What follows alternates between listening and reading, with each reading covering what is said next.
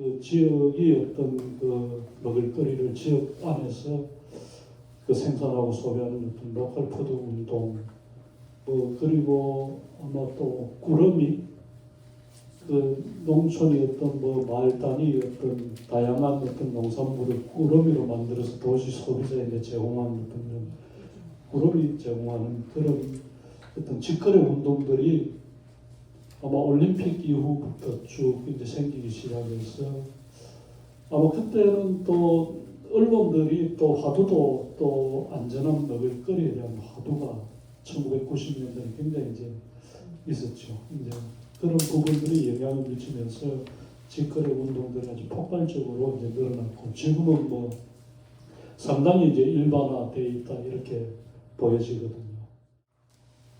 왜 이렇게 됐나 그 중에 여러 가지 안정성 문제도 있지만은 유통 구조상의 이제 문제가 이제 굉장히 이제 심하게 있었다. 이건 2012년도에 이제 그 이야기인데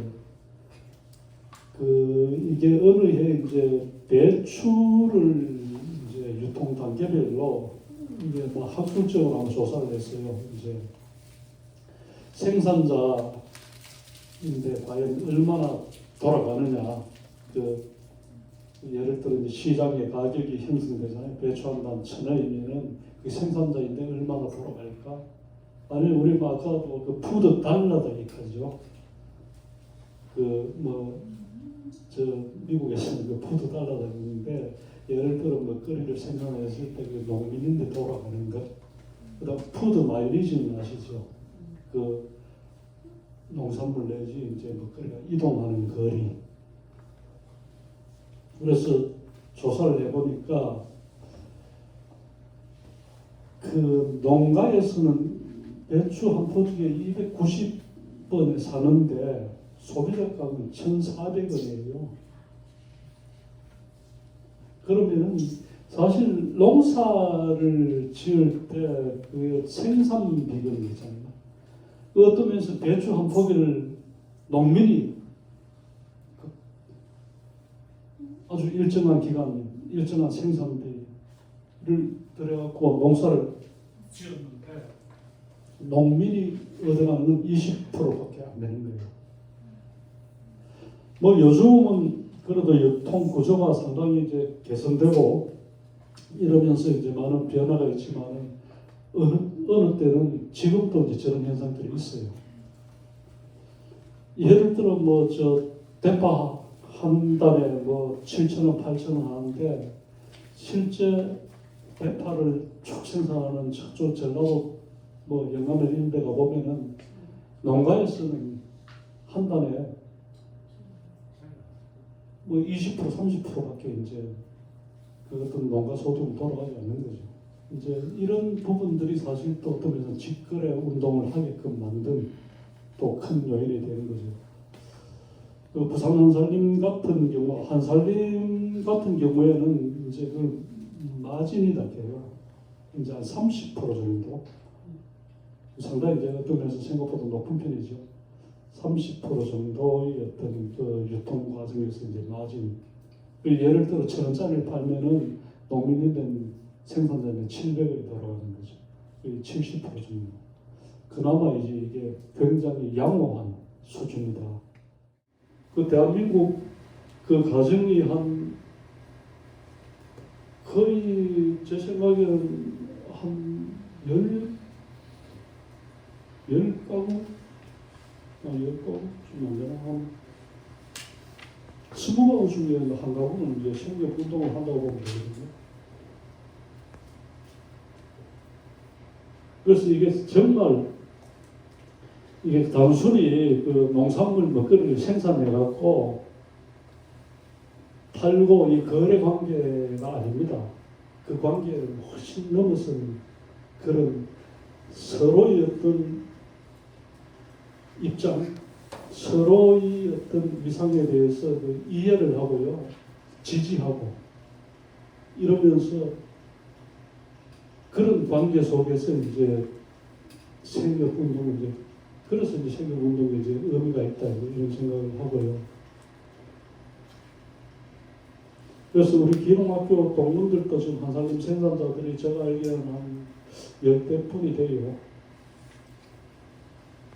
그래서 지금 그게 사실 우리 기농학교 선배들이 들어가서 아까 제가 이야기한 대부분이 작업을 한다 이랬는데 그게 좀 조직적으로 지역 안에서 연대가 되어갖고 생산도 조직적으로 하면은 한살림하고의 어떤 극적인 어떤 그 시너지 효과를 이룰 수 있어요. 한살림에서 가장 큰 문제는 그 1차 농산물이 그 한살림 가장 그 여러 생협 중에 가장 장기가 1차 농산물이에요.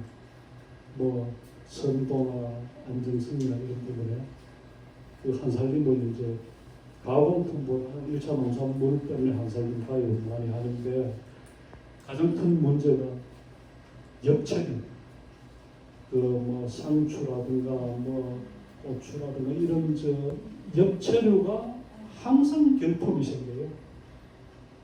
어떤 아침에 가면은 줄 서요. 아침에 딱 사오면 오후에 가면 없는 거예요. 그 공급이 부족해 그런 거예요. 난 그거는 예를 들어 이제 그렇게 공급을 하려면은 어느 정도 규모가 되어야 되잖아요. 예를 들어 내가 텃밭에 뭐 상추 좀 한데 그걸 뭐 하루에 한 박스 담아 한살림 내는 이게 어떤 면에서는 그게 경제성이 떨어진단 말이에요. 그러려면은 예를 들어 한 지역에 그런 뭐 예를 들어 어느 마을에 우리 기농하고 산청 뭐 한 면 안에 여러 집이 있으면은 그러면 부수적으로 아니면은 뭐 그 부업 형식으로 해도 좋고 그런 엽채류를 갖고 모으면은 양이 되잖아요. 그래서 그걸 이제 예를 들어 이제 거래하고 저는 이것도 이제 하나의 이제 굉장히 좋은 방법이다 생각하고 있는데 그래서 도시에서 또 그런 엽채류 생산을 규모 있게 하면 충분히 이제 그런 탄론이 있다. 이제 그런 것들이 좀 조직적으로 좀 구체적으로 좀 접근해갖고 뭐 할 필요는 있지 않을까 뭐 이런 생각이 들고요. 아까도 제가 말씀드렸지만은 우리 농업이 예를 들어갖고 소멸되고 우리 농업이 붕괴되면은 이 농촌만 없어지는 게 아니고 그걸 근간으로 살아갔던 우리 국가 전체가 지속 가능성이 없어지는 거예요. 그렇기 때문에 농업에 대한, 농사에 대한, 농촌에 대한 생각들은 우리가 고향 생각하듯이 아니면 내 어머니 생각하듯이 우리가 좀 염두에 두고 그리고 우리가 아까 제가 말씀드렸듯이 소비를 하실 때 좀 가치 있는 소비 아니면은 그 농산물 먹거리를 드실 때 그 속에 스며 있는 의미나 취지 뭐 농민들이 땀이라든가 농민들이 마음이라든가 이런 부분도 한번 헤아리면서 뭐 또 드시고 소비하면은 거기서부터 사실 우리 농민을 농촌을 살리는 어떤 힘이 되고 또 응원이 되지 않을까 이런 생각을 하면서 오늘 제 강의는 이걸로 마쳐도 되겠습니다. 네.